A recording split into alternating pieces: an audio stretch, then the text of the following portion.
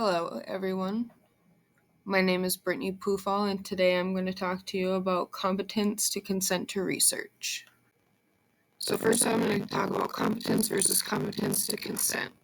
So competence is a judgment made by a legal or healthcare professional, and it's a person's capacity to understand information relevant to the decision at hand, to participate in the process, and to understand potential consequences, whereas competence to consent is where a person can provide informed consent, understands the nature of the research, and the potential risks and benefits. Now, there are several different levels of competence, which range from the mere ability to indicate one's desires to a determination by an expert panel that one's decision is reasonable.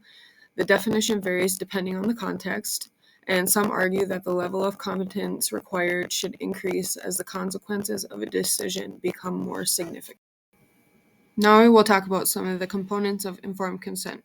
It must explain that the study involves research, the purpose of research, the duration of participation, the description of procedures and any experimental procedures, explain any risks or discomforts, any benefits to subject or others, any alternative procedures that may be beneficial, the extent of confidentiality, if more than minimal risk, any possible compensation, who to contact for any question, and a statement that participation is voluntary and the participant may withdraw at any time.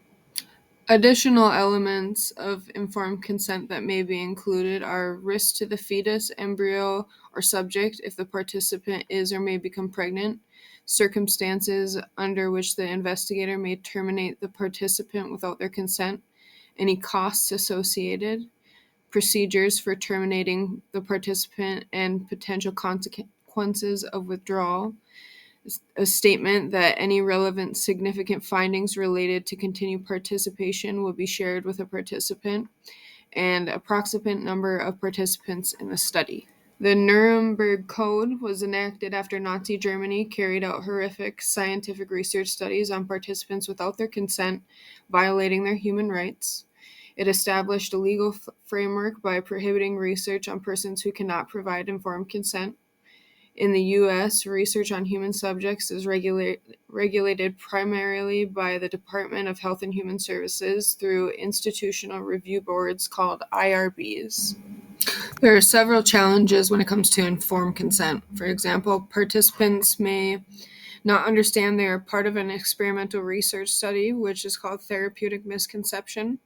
There are also many of the risks in research are unknown, such as the first humans to receive an experimental drug can be told the effects of the drug had in animals, but they still don't know the effects that it has in humans. The low rates of science and health literacy make it hard for them to inform them what the effects are. The complexity and uncertainty of the information generated by advanced technologies and expanded research opportunities also make it hard for them to inform them.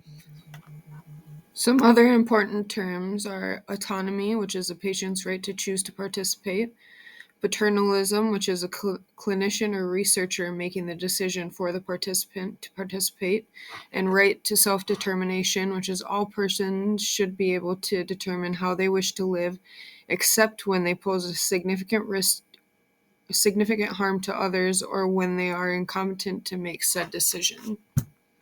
Minimal risk is also important. It is the probability and magnitude of harm or discomfort anticipated in the research are no greater in and of themselves than those ordinarily encountered in daily life during the performance of routine physical or psychological examinations or tests, including the reference group should be the general public. Minimal risk might include high probability but low magnitude risks and high magnitude but low probability risks, and they should avoid overestimating confidentiality risks. Having a disability by itself does not signify incompetence. These are some characteristics of persons with questionable competence. People with more serious disorders do worse on assessment measures.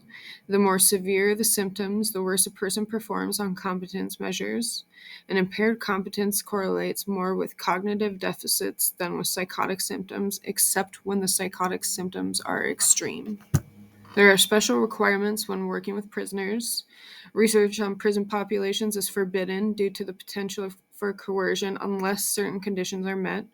Research must be directly related to the study of criminal behavior or incarceration and involves only risks that would be accepted by non-prisoner volunteers.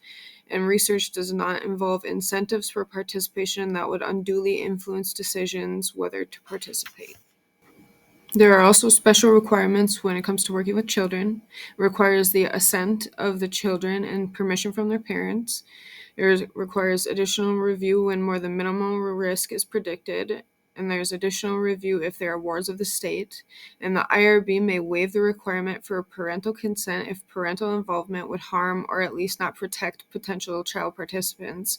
For example, when the children are neglected or abused. There are also special requirements when working with psychiatric patients. The Department of Health and Human Services never made set regulations for research involving those described as institutionally mentally infirm. However, they follow the general rules set for human research. It requires informed consent of the patient or their legal representative, and the IRB holds the right to demand further protections on a case-by-case basis. There are numerous tools that have been used to assess competency to consent, such as the Hopkins Competency Assessment Test, the Competency Interview Schedule, the MacArthur Competence Assessment Tool, the MacArthur Competence Assessment Tool Clinical Research, and the Evaluation to Sign Consent. According to Melton et al., the best tool is the MacArthur Competence Assessment Tool of Clinical Research. It assesses multiple abilities related to competence, which is understanding, reasoning, appreciation, and the ability to express a choice. It must be customized to each research project to assess a participant's reasoning and understanding. The measure takes 15 to 20 minutes, and its greatest strength is the ability to adapt to any research project with any sample group. According to Melton et al., individuals with mental illness should not be presumptively considered incompetent or excluded from research participation because of an initially poor performance on a screening assessment. There are ways to increase competence. Poor performance on competency measures can be helped in several ways. There are educational interventions. You can do repeated learning trials, use of a video recorded educational interventions, and iterative feedback. The video that I found is the Tuskegee syphilis experiment, or a video describing that, and it talks about, or it's a great example for what happens when informed consent isn't given, or it's not clear, and they're not given the full description about what happens in the study, and how dangerous it is when they're not just given the full description, and they're also not shown or given the possible treatments for their syphilis. And it's a very fascinating case study, so I hope you guys look forward to watching it. All right, so here's my discussion question. When considering informed consent, do you think there are times when disguising the true nature of the study is okay, or would the risk to participants be too great? And if so, under what circumstances would it be okay? Here's my reference list.